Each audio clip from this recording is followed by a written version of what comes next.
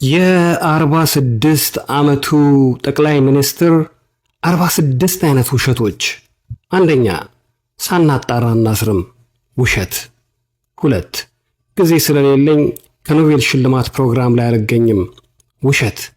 3 አንዲት ፈረንሳዊ ላግባህ ብላኝ ስቅስቅ ብዬ አለቀስኩ፣ ውሸት። 4 በተከልነው ችግኝ የሐረማያ ሐይቅ ወደ ነበረበት ተመለሰ፣ ውሸት። 5 ነዳጅ ማውጣት ጀምረናል፣ ውሸት። 6 በእኔ ዘመን አሳዳጅና ተሳዳጅ አይኖርም፣ ውሸት። 7 ወደ ትግራይ አንድ ማክስ እንጂ አንዲት ጥይት አንልክም፣ ውሸት። 8 እመኑኝ አሻግራችኋለሁ፣ ውሸት። 9ኛ የህዳሴ ግድቡን በአጭር ጊዜ እናጠናቅቀዋለን፣ ውሸት። 10ኛ ስንዴ ኤክስፖርት ልናደርግ ነው፣ ውሸት።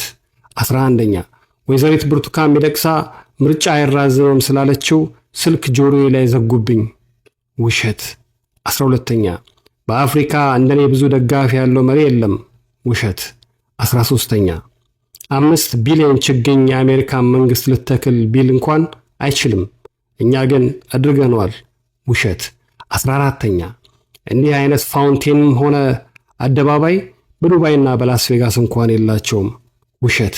15ኛ እያንዳንዱ የመንግስት ስብሰባ በቀጥታ ለህዝብ እናስተላልፋለን፣ ውሸት። 16ኛ በልጅነቴ እናቴ ቡና ግዛ ብላ ስትልከኝ መኪናዬን አስነስቼ ብር እያደረግኩ ይሄን ነበር፣ ውሸት። 17ኛ ሲሚንቶ በ600 ብር ይሸጣል፣ ውሸት። 18ኛ ከኖቤል ሽልማት የኢትዮጵያ እናቶች የሚመርቁኝ ይበልጥብኛል፣ ውሸት። 19ኛ ሚዲያ ዘግቶ ተፎካካሪ አስሮ ሐሳብ ዘግቶ የመንደር አለቃ መሆን ይቻላል እንጂ የሀገር መሪ መሆን አይቻልም፣ እኔም አላደርገውም፣ ውሸት። 20ኛ ሐጫሉን ማንም ሳያውቀው ለ10 ዓመታት ያክል ጓደኛዬ ነበር፣ ውሸት። 21ኛ ጦርነቱን አሸንፈናል፣ ውሸት። 22ኛ ለማንና እኔን የሚለየን ሞት ብቻ ነው፣ ውሸት። 23ኛ አምቦን ኒውዮርክ እናደርጋታለን፣ ውሸት። 24ኛ ሱፊና ሰለፊ አብረው መስገድ የጀመሩት እኔ ከመጣሁ በኋላ ነው፣ ውሸት። 25ኛ የዘይት ገበያው ተረጋግቷል፣ ውሸት። 26ኛ የወለጋ ሕዝብ ውሃ ብትጠይቀው ወተት የሚያጠጣህ ነው፣ ውሸት።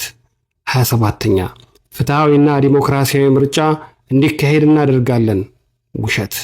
28ኛ ስናጠፋ ቁንጥጡን፣ ውሸት። 29ኛ ባለፉት 2 ዓመታት በኦሮሞ ክልል ብቻ 28000 ትምህርት ቤቶች አስገንብተናል፣ ውሸት። 30ኛ የጨረባ ምርጫን ለማስቆም መንግስት ይገዳደራል፣ ውሸት። 31ኛ በ7 ዓመቴ የኢትዮጵያ ንጉሥ እንደምሆን አውቅ ነበር፣ ውሸት። 32ኛ ቦምቡ ሲፈነዳ ጓደኞቼ ሞተው እኔ ብቻ ቀረሁ፣ ውሸት። 33ኛ መግደል መሸነፍ ነው፣ ውሸት።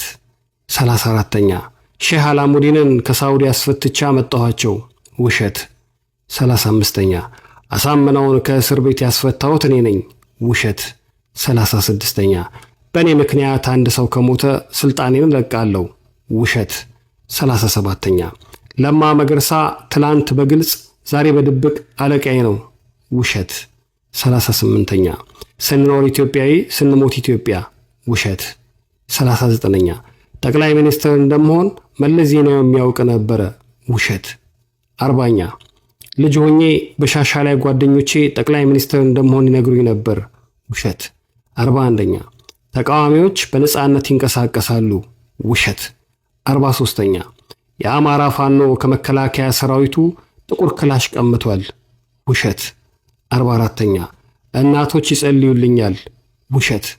45ኛ አዲስ አበባ ውስጥ ከፍተኛ የሆነው የኦሮሞ ጥላቻ አለ፣ ውሸት።